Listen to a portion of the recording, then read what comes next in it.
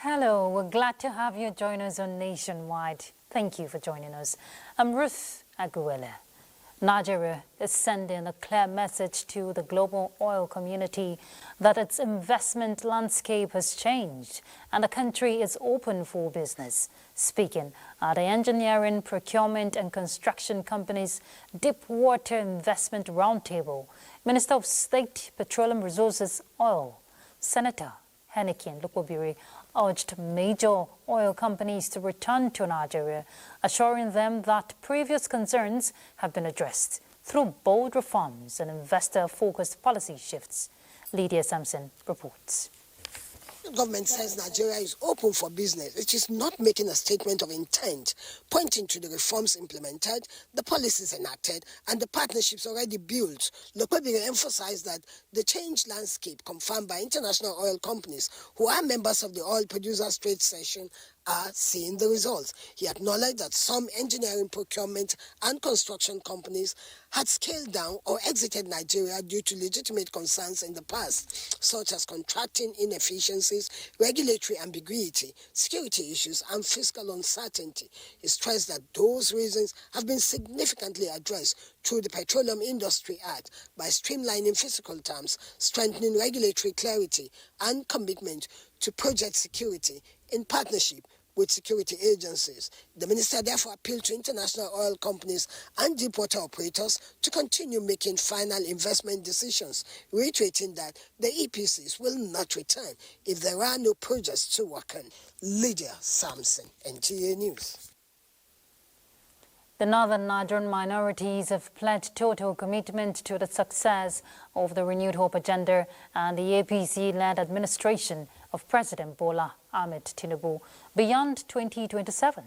The group said the presidency has changed the age-long history of being heavily sidelined on governance, low infrastructure development, and poor human capital and entrepreneurial growth.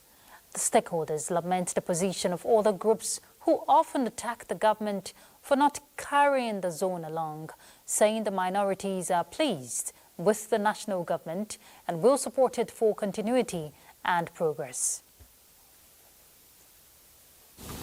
Look at the facts. How can anyone in good conscience say President Tinubu is anti-North? The Secretary to the Government of the Federation, the Minister of Defense, the National Security Advisor, the Chief of Defense Staff, the GMD of NNPCL, the MD CEO of Ajaokuta Steel Company, the very cerebral Minister of Information and National Orientation are all Northerners? Or is there any other North unknown to we, the minorities of the Northern Nigeria? Creation of the Northwest and North Central Development Commission, which came into existence by the vision of one man to tackle our region's unique challenges and begin the narrative of equitable allocation of resources. The group appealed to the president to remain resolute in his continued efforts to diversify the economy and guarantee national security. Now, people who engage in examination malpractice are getting more sophisticated with their exploit in the use of technology to beat Nigeria's admission system, we hear. A fresh report by the Special Committee on Examination Infractions set up by the Joint Admissions and Matriculation Board exposes over 4,000 cases of finger blending and nearly 200 instances of AI-assisted impersonation during the 2025 Unified Tertiary Matriculation Examination. Olayinka Ojo will tell us more. On the 18th of August 2025, JAMB inaugurated a 23-member committee to investigate technology-driven examination malpractices detected during the 2025 UTME. The panel was given 6 terms of reference. After 3 weeks of probing rising infractions and reviewing JAMB's systems, the committee discovered that beyond finger blending and AI impersonation, there were 1,878 false disability claims, forged credentials, multiple national identification number registrations, and collusion between candidates and examination syndicates.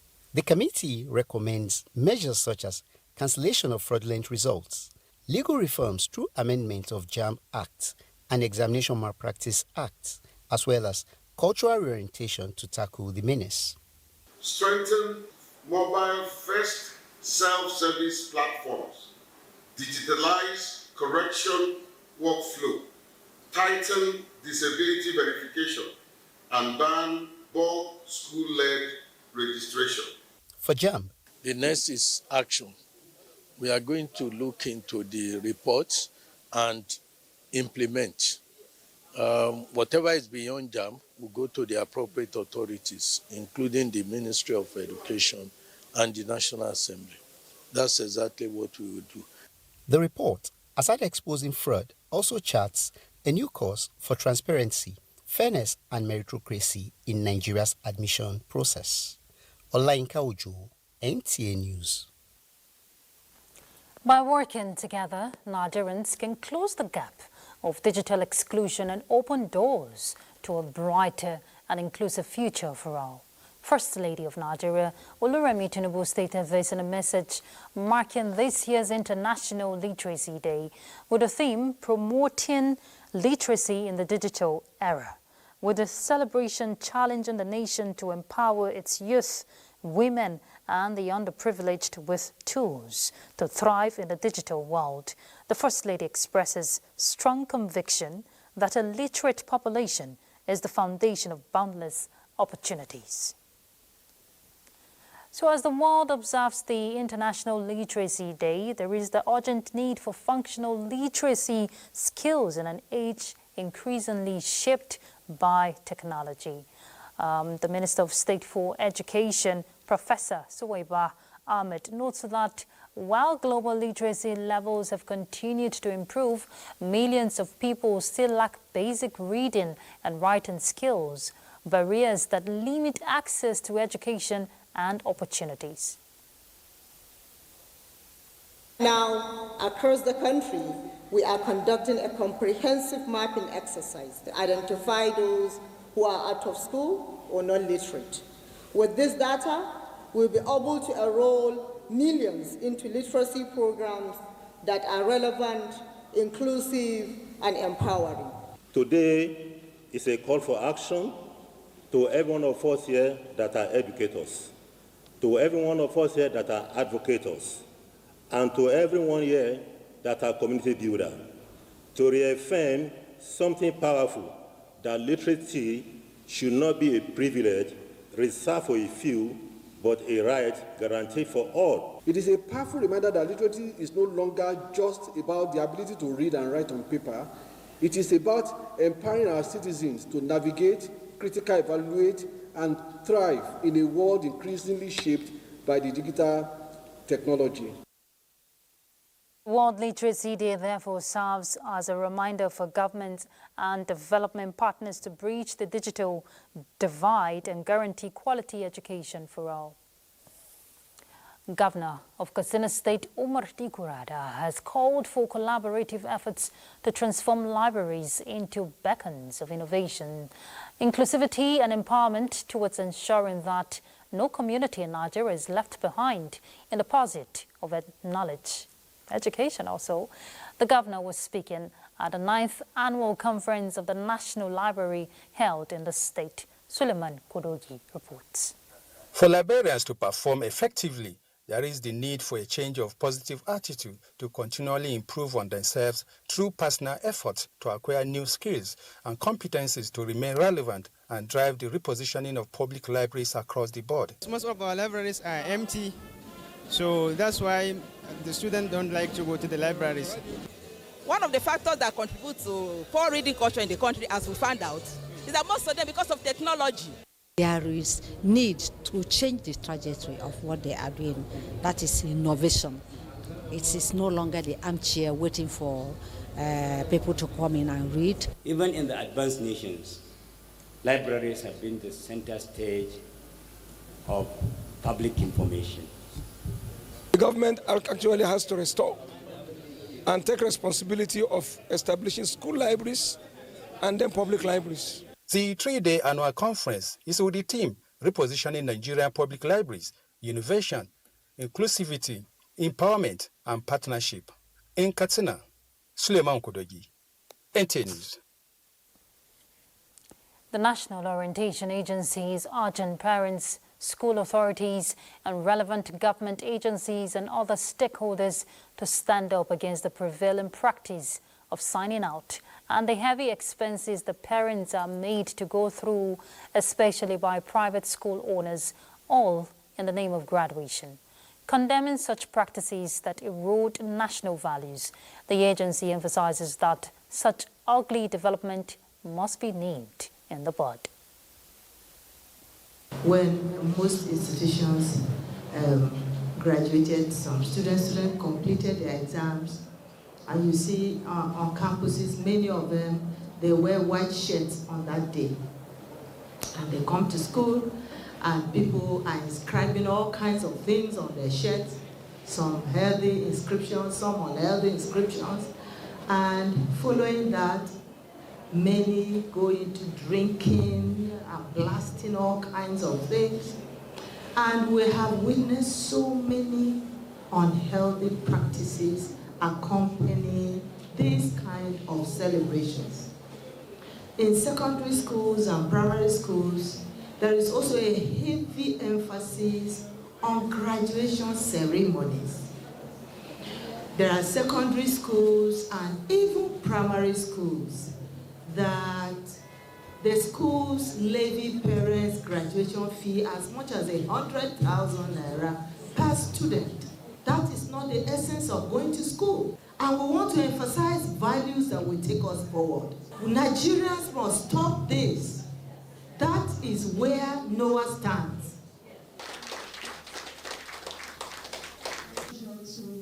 The agency also highlights efforts by the government to promote education and job creation through the NELFund scheme and the National Youth Investment Fund.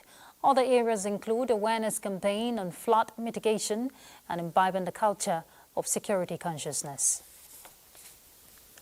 President Bola Tinubu expresses sadness over the passing of Chief Mrs. Leila Apinke Fowler, a lawyer, renowned educationist and founder of the Vivian Fowler Memorial College for Girls in Lagos.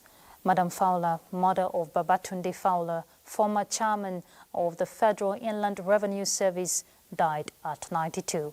President Tinubu, in a statement, describes her death as a massive loss to her family and loved ones, praying that Almighty God grants her soul eternal repose and comfort all who mourn her passing.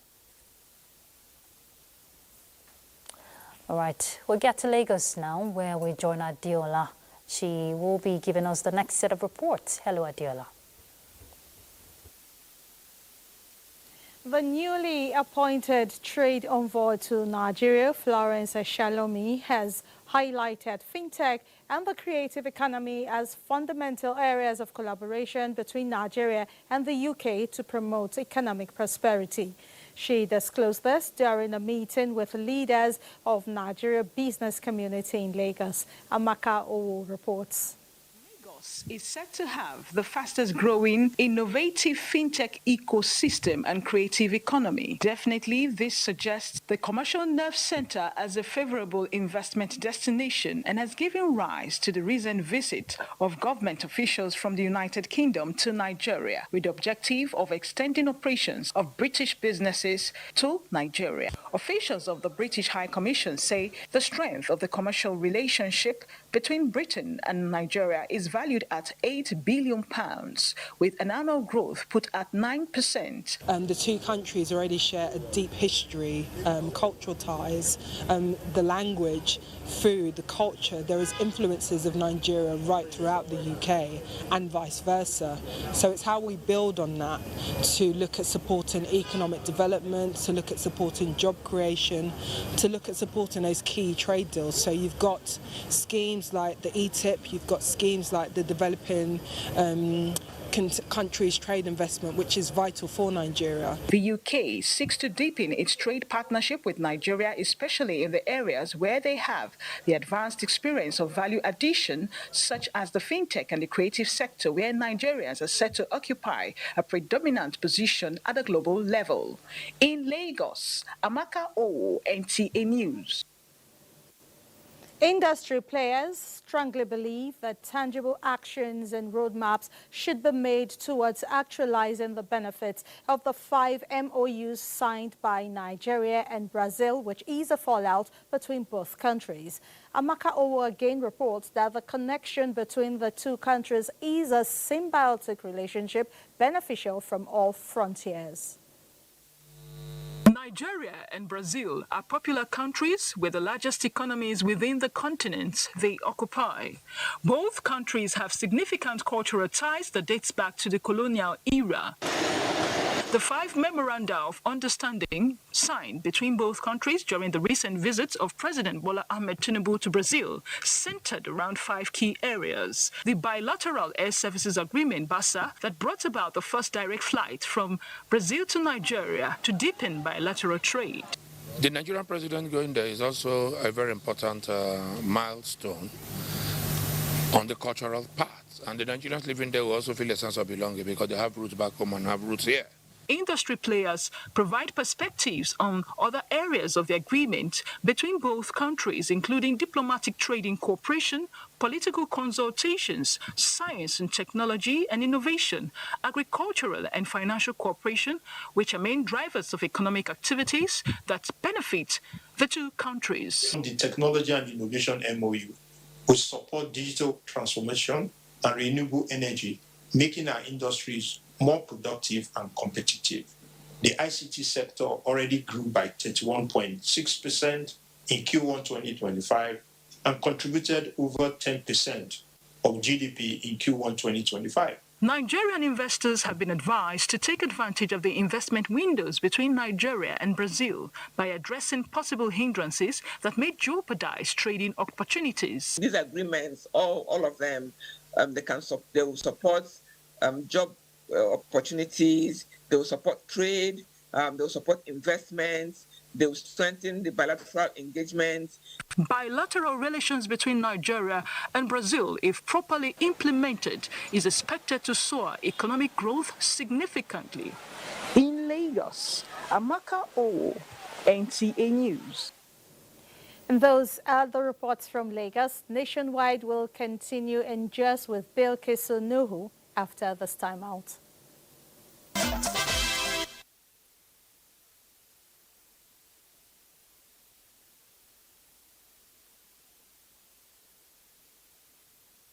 Welcome to Jos. Plateau government says it will sustain resource mobilization to address challenges of malnutrition to enhance the status of children in the state. This was during the distribution of small quantity lipid-based nutrient supplement for children in Jos. Ijoma Ozomina has the report. The small quantity lipid-based nutrient supplement was procured by the state government in an effort to combat malnutrition among vulnerable populations in the state. Distributing the facility to the beneficiaries, the state deputy governor acknowledges the contribution of UNICEF in the Child Nutrition Match Fund mechanism, which has assisted in the cognitive, intellectual, and physical development of children in the state. The state government promises to support dietary supplement for 80,000 children across the state for a period of 5 years. Plateau State is pleased to be part of this child-lens investment in preventing malnutrition in children. We understand that the key to good health and mental development is appropriate complementary feeding, rich in the correct micronutrients, following exclusive breastfeeding during the first 6 months of life. They're also looking at solutions where how the local manufacturing can produce food that is nutritious, that is available, and that is affordable. And since Plateau State also has this, ability and blessing to produce more, it means can also support other states. Other stakeholders pledged to work towards addressing challenges of malnutrition, particularly at the grassroots. In Jos, Ijoma Ozemena, NTA News. In an effort to enhance sporting activities, Plateau State government has distributed modern sporting equipment to the 17 local government areas of the state.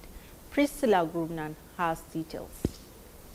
The sporting equipment distributed include table tennis and badminton sets, football jerseys, track suits, and boots, among others. The symbolic presentation is part of the numerous education interventions aimed at improving learning in primary schools, more so as the state is known for churning out athletes and sportsmen over the years for both national and international activities. Benefiting schools are optimistic that the gesture will help in harnessing the sporting abilities of pupils as well as exposing them to global standards. You've given us the mandate to supervise how they are being used.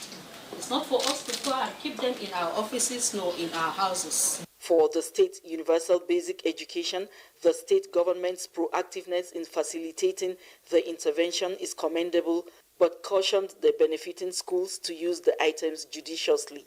These equipment are not to be kept in the offices.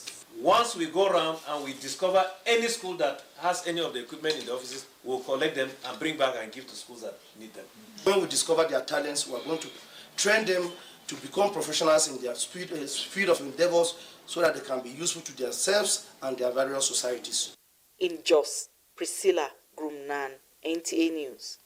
That's our contribution from Jos. It's back to Ruth in Abuja for the continuation of Nationwide. Ubilikisu. The Nigeria Police Force Reform Secretariat has convened a strategic media parley in Abuja aimed at strengthening dialogue and public awareness on ongoing police reforms across the country. Francis Pham reports. For years, the relationship between the Nigeria Police Force and the public has been strained by mistrust, allegations of misconduct, and poor service delivery. But ongoing reforms are now placing emphasis on accountability, professionalism, and community engagement. Professor Olu Ogunshakin, who is coordinating the Police Reforms Secretariat, underscored the critical role of the media in shaping public perception, promoting accountability, and amplifying the objectives of the reform agenda. Our strategic objective is to have a synergy across for all the reforms that is taking place. So when we say we are coordinating the activities, we are implementers as well. We are implementing a lot of programs through our partners. The training of the policemen, the training in interaction and public engagement is what our partners, the GS Foundation, with the UNDP and the police hierarchy are doing. Representatives of the partner organizations reaffirmed their commitment to supporting Nigeria's effort in building a more effective, accountable, and people-oriented policing system. We want to invite... The media engagement is seen as another milestone in the sustained drive to build trust, improve service delivery, and maintain momentum in Nigeria's police reform agenda. Francis Pham, NTA News. Nigeria is witnessing a renewed push for the establishment of state police amid rising security challenges. Guests on NTA's Good Morning Nigeria agree that while most states already maintain some security agencies, these lack constitutional recognition, limiting the effectiveness and accountability. They want constitutional recognition that contextualizes Nigeria's peculiarities and enshrines what obtains in state. Let's hear more from Lydia Sampson. Advocates argue that state police will enhance localized control, improve response times, and reduce reliance on often overstretched federal police. Letter from the governor's office that has provided robust results in terms of dismantling criminal shrines, kidnappers enclave, and persons and entities that were actually hiding in the recesses and ungoverned spaces in Anambra in the last 2 or 3 years. Nigerians, however, warned about potential abuse of power and politicization. The debate centers on balancing security needs to mitigate executive recklessness by governors, ensuring the success factors are established. I support state police in response to what Mr. President said. And all the people that were responding are saying they are just afraid of how the governors might misuse it. Then put the necessary framework for it to work effectively in Nigeria. So at the moment, in my view, the necessary framework has not been created for state police to work efficiently and better than what we have as the national police. If we have state police, the crime rates in the states will definitely improve. The guests are unanimous that as insecurity persists, calls grow louder for constitutional reforms to formalize state policing, aiming to provide safer communities while upholding legal and human rights protection nationwide. In Abuja, Lydia Sampson, NTA News. The body of an unidentified male was discovered near a transformer in Borno State University, Maiduguri. Preliminary investigations revealed that the deceased was electrocuted in an attempt to vandalize electrical installations. The command has since commenced full investigation, we hear, while the body has been evacuated to the hospital for proper medical procedures in collaboration with the Borno State Fire Service. In other news, Vice President Kashim Shettima has expressed deep condolences to the government and people of Borno State over the recent terrorist attack that claimed many lives in Bama local government area. In a statement by the Senior Special Assistant to the President on Media and Communications, Office of the Vice President, Stanley Nkwacha, the Vice President reiterated President Bola Tinubu's directive to the armed forces to review security operations, including the deployment of advanced military hardware and surveillance equipment to eliminate terrorist groups across the country. The Vice President offered prayers for the bereaved families and assured both the state government and affected families of continued federal government support in addressing the security situation. Following recorded incidences of flash flood in some local government areas, Yobe State Emergency Management Agency has activated a preparedness plan to protect communities in high-risk areas from the devastating impact of seasonal flooding. Yunus Suleiman reports. 25 seasonal flood outlook and prediction by NIMET and NEHISA are becoming realities, as many communities across the country have already been impacted or are at risk of the effects of flooding. In Yobe State alone, flash flood recently displaced 12,470 persons in 21 settlements in Potuskum town, with many more communities at risk of displacement across the state. Therefore, this press conference by the State Emergency Management Agency themed Strengthening Emergency Response and Building Community Resilience unveils a comprehensive preparedness action plan for implementation. I therefore urge every stakeholder to align their interventions with the state contingency plan. By standing united and pooling our resources, we can not only respond effectively with when disaster strikes, but also build the resilience of our communities for safer and more secure future. Latest data released by the State Humanitarian Agency showed that from the onset of the rainy season to date, 4,521 households were affected by either windstorms or heavy rainfall, with 7 fatalities recorded in the Matru. Yunusa Suleiman, NTA. So let's join Yunusa Suleiman to give us more insight into this active preparedness, to protect communities who are in high-risk areas. Yunusa, please go ahead.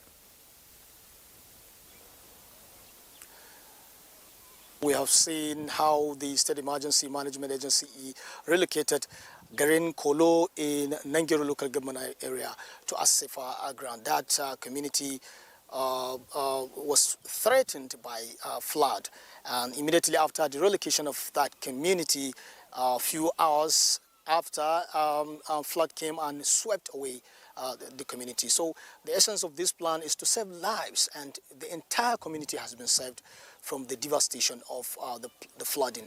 And where the community is relocated, basic amenities have been provided, such as water, sanitation facilities, clinics, and the State Emergency Management Agency has also flagged some communities where they are under constant surveillance, constant monitoring, in case if it assesses that a particular community may be flooded in a few days to come, and it will waste no time in evacuating that community. That is the essence of this plan, to save more lives.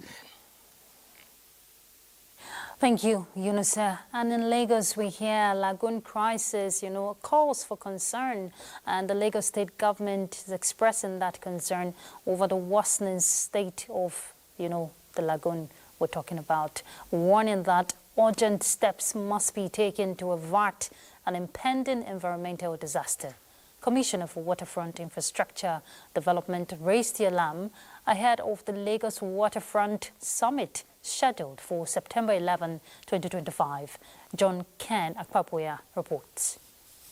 Commissioner for Waterfront Infrastructure Development said the Lagos Lagoon is battling multiple threats, including pollution, illegal fishing, sand mining, and climate change. He revealed that over 10,000 cubic meters of industrial waste enter the lagoon daily, mostly from oil, textile, and manufacturing activities. This waste, he noted, contained dangerous chemicals that pose serious risks to both marine life and human health. Thinning out of our lagoon. There are threats of saltwater mixing with fresh water. What do we think would happen when, should, God forbid, should this natural disaster strike? What do we do? We're also dealing with the issues of rising cost of seafood. Yakub Alebiosu also warned against rapid urban expansion into wetlands. He says activities such as dredging and land reclamation are erasing natural habitats and altering the lagoon's terrain. So let's imagine closing our eyes. Even this reclamation works going on at the moment, you find out that now they used to dredge sand from 400 meters, 100 meters. Now they're going as far as 10 kilometers to pump legal, approved or unapproved reclamation works. The Lagos Waterfront Summit themed Pressure on the Lagoon, the Lagos Experience, is expected to bring stakeholders together to chart a sustainable future for the city's waterfronts. In Lagos, Joy Ken Abakboya, NTA News. It is a new dawn for thousands of Nigerian youths stepping boldly into the digital future. Global Tech, marking its 25 years in the tech space, has graduated 3,000 young men and women under its Tech 1 Million project, a bold initiative to equip 1 million Nigerians with free digital skills by 2029. Justin Bem Onyi reports. At the colorful graduation in Abuja, the excitement was palpable. Caps flew, smiles lit up the hall, and 3,000 graduates beamed with pride, each now armed with in-demand digital skills to thrive in today's tech-driven world. For them, this wasn't just another certificate. Ordinarily, such training would cost up to 400,000 naira per person. But here, it came at no cost. Targeted for high-tech empowerment is at least 1 million Nigerian youth. Thus, equipped these youth with not only taking off the streets, instead of becoming skilled with tech competencies, that we empower them to compete and excel in tech-driven global economy. The Tech 1 Million project, launched in 2023, is already making waves, with Global Tech pledging to train 1 million youths over 6 years. The initiative has the backing of professional bodies and universities, but Dr. Ashogbon says the journey requires more partners. You have really done very well for yourself, because moving forward in Nigeria today, without tech, we might not be able to do a lot of things. That's why courses like this are very important. So I want to share that it's very important for us to reach out to people that we think need these skills, people that we know that in the coming years it will be important for them to know these things so that they can advance as the world is advancing. For the graduates, it was more than a ceremony. It was hope, empowerment, and a passport to relevance in a fast-changing world. As Global Tech looks ahead, one message echoed through the celebration: the future is digital, and Nigeria's youths are ready to light the way. Justin Benunyi, NTA News. All right, let's take a break. We'll be back. Stay tuned. Thank you for staying tuned. The resurgence of kidnapping and criminal attacks in parts of Edo State has raised security concerns among citizens. This is even as government is ramping up efforts to protect lives and property. Uduak Obong Achibong reports. Edo State has through various initiatives established its determination to make Edo inhospitable for criminal elements. These initiatives include the enactment of laws, establishment of special security squad, the demolition of buildings linked to kidnappers and cult groups, as well as the strengthening of the operational capacity of security personnel. However, these efforts seem to have been unable to deter criminal elements who now appear to have raised the bar days ago with the abduction of passengers and murder of operatives of the NSCDC. Though the police say they have rescued some of the abducted passengers and are reportedly in search of the remaining ones, citizens are concerned. These so-called kidnappers, they live somewhere. There is aiding and abetting. People are afraid to even travel. When you look at it holistically, it affects every sector of the economy. It affects human, even it traumatizes people. The youth, many of them don't want to use their hand to work.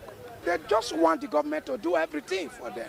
I traveled from Warri to Edo. The checkpoints were there. There were no personnel on ground. The government needs to do something about it. They also make suggestions stressing the need for authorities concerned to bring perpetrators of crime to justice. If crime continues, government will continue to reform and fine-tune their strategies. There should be more budgetary allocation. There should be more equipment, and with the modern technologies in place, these crimes can be handled. Citizens look forward with great unease to what line of action government will adopt to raise civic safety levels in the state. In Benin, Uduakobong Achibong, NTA News.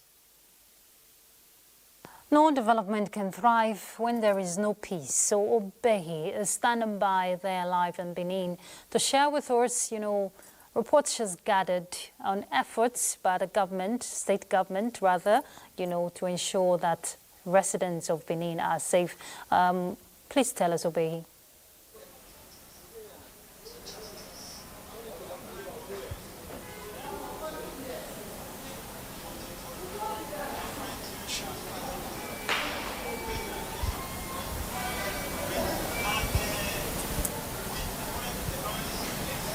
If you can hear me, then just go ahead and share with us. Hello, Ruth. Welcome to Benin. In 2023, the first indication that Edo State has been, we have the presence of lethal kidnapping gang was when the train station incident, kidnapping incident happened, where a large crowd of passengers were abducted, and also there was a resurge of a kidnapping incident in Edo State in 2024. However, the coming of Monday Okpebholo, the governor has brought about a new change in the narrative. When he came in, he made it clear that he has zero tolerance for kidnapping and other criminal vices, especially kidnapping and cultism. Some of the policies they brought about, intentional policies they brought about, was the amended kidnapping prohibition law, which he quickly signed and ensured that it was implemented. The criteria for this law is that kidnappers will now suffer the penalty of the death penalty where the victims of their kidnap dies or is maimed. Also, properties associated with any act of criminality like kidnapping would also be brought down. And these have since been implemented. He has also gone as far, the governor has gone as far as suspending a community leader for reported cases of incessant kidnapping in his domain. He suspended a leader. The governor is also having series of meetings with security agencies, and recently he distributed 300 motorcycles to the Edo State Police Command, which was received here at the Edo State Police Command by the Commissioner of Police himself.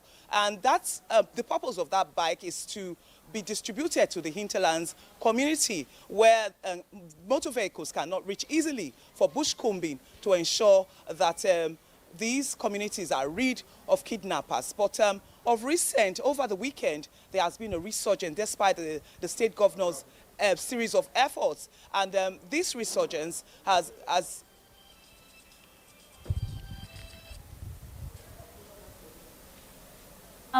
Okay, just a final question before I let you go. What about the residents? Obey, can you hear me? Okay, so let's just get back to all the business. Of course, our correspondent there giving us insight on, the state governments there, talking about the Edo state government's efforts in curbing criminality in the state. But it is a collective responsibility, I'm sure you know. So let's turn to other issues. The Independent National Electoral Commission has urged Nigerians in Rivers State to take advantage of the ongoing revalidation of voters' register in strengthening the nation's democratic process. Gabriel Amunike reports. Those requiring revalidation are those whose permanent voter cards PVCs are missing, damaged or stolen. Those who have attained voting age of 18, as well as residents who have relocated and changed their address. State Electoral Commissioner Professor Gabriel Orishemolebiyo Mire explained that the revalidation will help the Commission determine the state's true voting strength and ensure that all eligible voters are captured in the register. And there are people too in between that have gotten married, where they have changed their name. So we take notice of that. And there are people who have damaged their, what they call it, PVC, and we take note of that also. And finally, there are people who have been transferred from one location to the other, who want to now move, their voting location to their present location. I'm not aware of the validation. I'm just hearing it for the first time. I think they need to do more publicity. They need to create awareness or use the young people in their social media. Sometime last week, I saw it on social media platform where some group of students were doing the validation or inviting people to go to their location to do voters card. The exercise is part of INEC's nationwide continuous voter registration CVR initiative. Online pre-registration officially opened on August 18, 2025, followed by in-person revalidation and registration from August 25, 2025 at INEC state and local government offices across the country. INEC is urging eligible citizens to take advantage of the window to secure their right to vote in future elections.